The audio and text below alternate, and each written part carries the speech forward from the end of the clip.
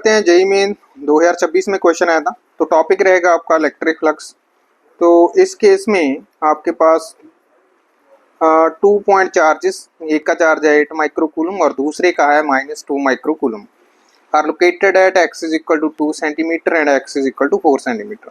तो सबसे पहले इसकी डायग्राम बना लेते हैं भी। अगर आपके पास एक चार्ज कहाँ पे पड़ा है आपका 2 सेंटीमीटर पे, 2 सेंटीमीटर में आपका कौन सा चार्ज पड़ा है 8 माइक्रोकूलम।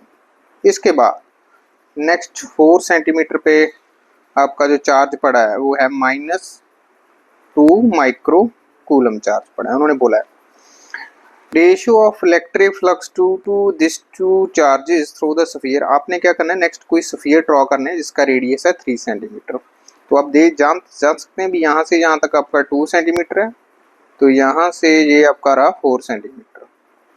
तो ये हमने मान लिया भी एक आपका 3 सेंटीमीटर है, एक आपका यहाँ पे उन्होंने बोला है अभी 5 सेंटीमीटर का आपने ड्रॉ करना है। तो मैंने कुछ ऐसा ड्रॉ किया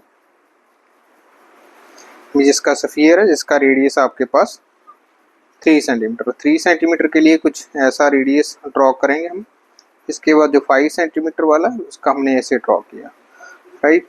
तो अभी क्या करना है भी, आपने इलेक्ट्रिक फ्लक्स निकालनी है, ठीक है। ड्यू टू दिस अगर स्फीयर S1 लिख लें, इसको S2 लिख लें।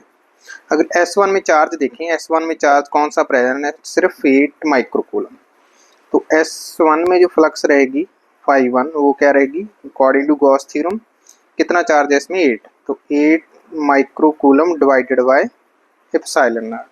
इसके बाद 5 सेंटीमीटर में अगर देखें ये चार्ज पड़ा है और ये भी 8, तो मतलब टोटल चार्ज जो φ2 निकलेगी 8 microcoulomb -2 microcoulomb divided by epsilon not.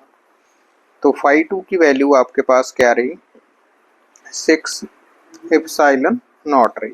उन्होंने बोला है दोनों की रेशियो निकालें। अगर φ1 डिवाइडेड बाय φ2 निकालें आपके पास φ1 डिवाइडेड बाय φ2, तो 8 microcoulomb divided by epsilon not, next 6 microcoulomb divided by epsilon not. तो ये कैंसिल आउट हुआ, तो आपके पास क्या रहा 4/3।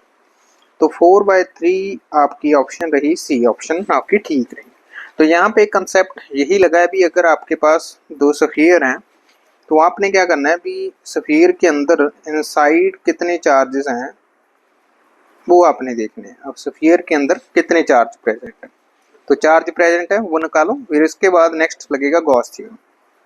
विदाउट डायग्राम अगर आप सॉल्व करने की कोशिश करोगे तो ये क्वेश्चन आपसे नहीं सॉल्व होगा। तो ट्राई करना है भी डायग्राम के ही साथ इसको अच्छे से अंडरस्टैंड करें और सॉल्व आउट करें।